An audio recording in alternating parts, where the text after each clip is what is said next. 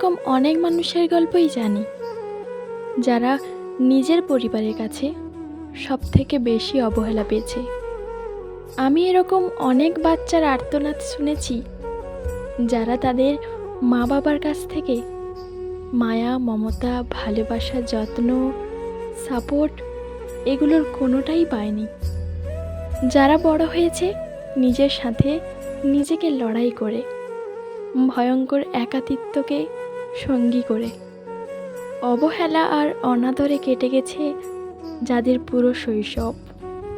তাদের জীবনের যে সময়গুলো হতে পারত প্রজাপতির মতো সুন্দর, সেই সময়গুলো তারা চোখের জল আর দীর্ঘ শ্বাসের সাথে কাটিয়ে ফেলেছে।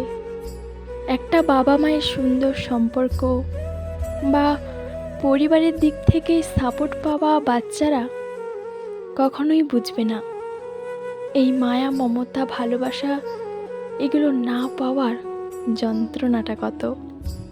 নিজের সাথে নিজে লড়াই করে জীবনে বড় হয়ে ওঠার জার্নিটা কতটা কঠিন, কতটা একাকিত্বের, কতটা অবহেলা, সেটা কখনোই তারা বুঝবে না।